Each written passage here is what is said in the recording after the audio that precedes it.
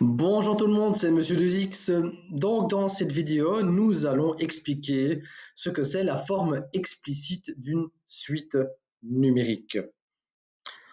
Donc, on a appris dans l'activité introductive qu'il y avait deux formes d'écriture d'une suite. Il y avait donc la forme de récurrence qu'on traitera dans une vidéo ultérieure et donc la forme explicite. Donc la forme explicite, ben, pensez à ce que ça veut dire en français. Explicite, ça veut dire direct, quelque chose qu'on peut trouver tout de suite. Et donc, la forme explicite, en quelque sorte, dans le contexte des suites numériques, comme c'est affiché à l'écran, eh bien, ce sera une formule. Ce sera une formule qui nous permettra de calculer directement la valeur qu'on va attribuer, qu'on va mettre dans une certaine position, connaissant justement cette position. Alors, on va donner quelques exemples et vous allez voir que c'est très simple. Donc, par exemple, on va prendre la suite Tn et sa forme explicite, eh bien, c'est n divisé par n plus 1. Donc, on remarque bien que c'est quelque chose d'explicite.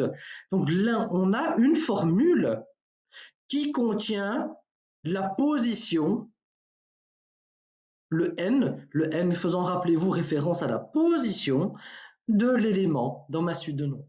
Et chaque fois que je vais donner une valeur à n, qui, rappelez-vous, est un nombre naturel, 0, 1, 2, 3, 4, 5, etc., eh bien, je vais trouver un nombre. Et donc, d'un seul coup, je sais dire, voilà, à telle position, j'aurai telle valeur. Eh bien, allons-y, faisons quelques calculs. Alors, pour t, un indice 0, donc ici, c'est ma position initiale. Ça veut dire que mon n vaut combien? Il vaut 0. Et donc, chaque fois que je vais rencontrer un n dans ma formule ici, je vais le remplacer par 0. Et donc là, j'ai 0 divisé par 0 plus 1, mais ça me fait 0. Et donc, la valeur initiale de ma suite, c'est 0. Pour T1, ben, la même question, mais là, mon indice, c'est 1. Donc, si je veux calculer la valeur, maintenant, mais dans ma formule, je vais remplacer le n par 1. Donc, ça va me faire 1 divisé par 1 plus 1. Et donc, ça va me donner un demi. T2, même chose. Chaque fois que je rencontre un n, je le remplace par 2. Donc, ça va me donner 2 divisé par 2 plus 1. Et donc 2 divisé par 2 plus 1, ça me donne 2 tiers, etc., etc. Maintenant, si je veux faire l'indice 15, eh bien, je n'ai pas besoin de faire ma récurrence, pas besoin de passer d'un élément à l'autre, de faire toute ma liste. Eh bien, je peux utiliser ma formule. Je vais remplacer mon n par combien? Ici, ben, l'indice c'est 15. Eh bien, l'indice, le n, je vais le remplacer par 15. Ça me donnera 15 divisé par 15 plus 1. Ce qui me donnera 15 16e. Alors, on va faire un deuxième exemple. Donc ici, ma suite Tn, ma forme explicite, elle vaut 2 exposants n plus 1. Même principe, on va regarder le terme initial. Donc mon indice vaut combien? Il vaut 0. Et donc, ça veut dire que mon n vaut 0. Et donc, je vais remplacer, chaque fois que je vois un n dans ma formule ici, je vais le remplacer par 0. Et donc, ça va me donner 2 exposants 0 plus 1. Donc, ça va faire 1 plus 1, ce qui va me donner 2.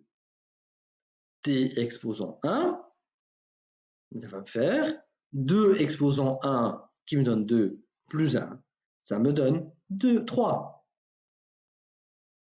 Si je veux la valeur située à la deuxième position, donc mon n, mon indice vaut combien? Il vaut 2. Et donc, je vais effectuer comme opération 2 exposant 2 plus 1. Et ça va me donner 5. Si maintenant je veux le 15e terme, même principe, ça va faire 2 exposant 15 plus 1, et ça va me donner 32 769. Alors naturellement, lorsque vous avez ceci, ne le faites pas de tête, sauf si vous êtes très fort en calcul mental. Vous pouvez utiliser votre calculatrice naturellement. Alors si on utilise la suite moins 4n plus 140, Donc remarquez que c'est la forme explicite de la suite qu'on avait obtenue pour Lucie. Ben, si n égale 0, je vais faire moins 4 fois 0, ça me donne 0, plus 140, ça me donne 140. Alors pour T1, l'indice c'est 1, je vais faire moins 4 fois 1, plus 140, donc ça va me faire 136. Pour T2, eh bien on remplace n par 2, ça me donne 132, etc., etc., etc. Et donc voilà, j'espère que cette vidéo vous a plu. Donc dans la vidéo suivante, comme affiché à l'écran, nous allons discuter des formes de récurrence. Si vous avez aimé la vidéo, likez-la, partagez-la si vous estimez que ça peut aider quelqu'un, et je vous dis à très bientôt. Au revoir.